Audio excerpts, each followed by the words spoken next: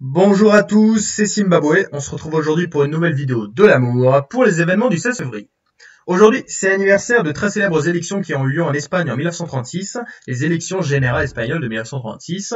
Donc, dans un contexte plutôt compliqué en Espagne, hein, vous le savez, mais l'Espagne est une république depuis 1931 et avec pas mal de tensions économiques, tout ça et politiques. Et on a une forte polarisation entre la gauche et la droite. Et dans ces élections, c'est une victoire donc des partis de gauche, gauche républicaine, donc Parti socialiste et Parti communiste, et en plus soutien des anarchistes, ce qui était très rare.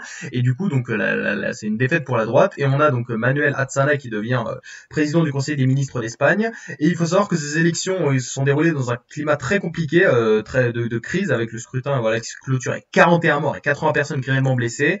Aussi, il y a eu des fraudes avérées donc qui ont eu lieu il y a eu de longs débats d'historiens pour savoir s'il y avait eu des fraudes ou pas. Il semblerait qu'il y en ait eu. Et aussi, il faut savoir que évidemment, il va y avoir de grosses tensions, une grosse polarisation entre la gauche et la droite. À droite, on pense que cette coalition de gauche va faire une révolution. À gauche, on considère que la droite voulait établir une dictature fasciste.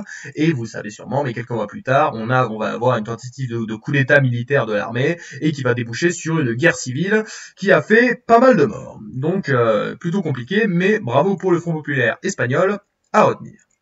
Aujourd'hui, c'est aussi l'anniversaire de la mort d'un homme. La mort de Félix Faure. Est-ce que vous connaissez Félix Faure? Il faut savoir que Félix Faure donc est un homme politique français qui a été élu président de la République française alors qu'il n'était pas vraiment très connu, donc en 1895, parce qu'en fait les gens étaient contre Henri Brisson, le candidat de centre-gauche.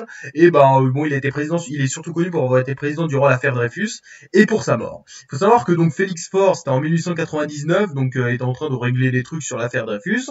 Puis ensuite, il demande donc à sa célèbre maîtresse, voilà Marguerite Steinheil, de venir au palais de l'Élysée, et du coup ils sont allés dans un cabinet, et puis ensuite il faut savoir que voilà le chef du cabinet, donc le Gall, alerté par des cris, se précipite et découvre le président sans autre vêtement qu'un gilet de flanelle, allongé sur un divan et la main crispée dans la chevelure de sa maîtresse, tandis que Marguerite Steinheil, déshabillée, réajustait ses vêtements en désordre. Félix Faure donc meurt vers 22h donc d'un AVC, d'une congestion cérébrale comme on disait à l'époque, et en fait la légende dit que sa maîtresse était en train de lui faire une fellation, et c'est pour ça qu'elle a eu le surnom de pompe funèbre. Donc voilà, il faut savoir que voilà, Félix Faure, évidemment, sa mort a fait beaucoup parler, hein, évidemment, dans les médias, et il faut savoir que voilà, il y avait le surnom, en fait, d'être connu, en fait, d'être un homme plus connu de sa mort que de son vivant, parce que le président de la République soit la troisième, et vous le savez, tout le monde s'en fichait. Donc voilà, une mort plutôt spéciale à retenir.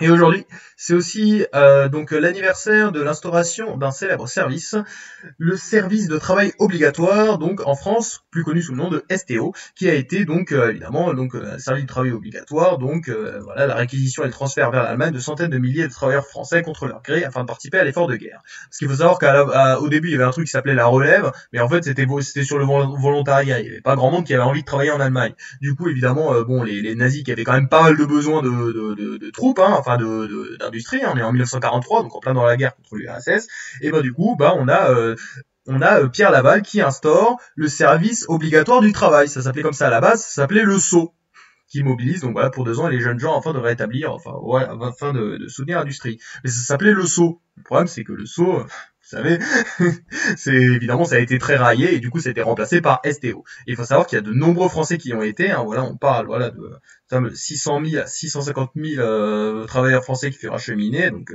complètement énorme. Voilà, au total 1,8 million d'hommes, donc travaux de recherche cite le chiffre de 1,5 million de Français prisonniers réquisitionnés du STO volontaires qui auraient travaillé en Allemagne entre 42 et 45, donc plutôt énorme, hein, évidemment, qui ont contribué à cette industrie. En plus, il faut savoir que c'était des conditions de travail très compliquées, donc il y a pas mal de personnalités connues qui y ont été, hein, voilà, comme Georges Brassens, comme Raymond DeVos, comme Michel Galabru. Aussi Georges Marchais, évidemment, le communiste, hein, qui a fait polémique parce qu'il aurait été volontaire pendant le STO. Mais bon, après, évidemment, c'était obligatoire, donc c'était compliqué. Donc, à retenir.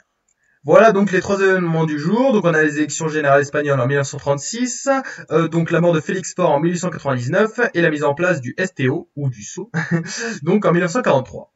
C'était Zimbabwe. Merci d'avoir regardé. Bisous.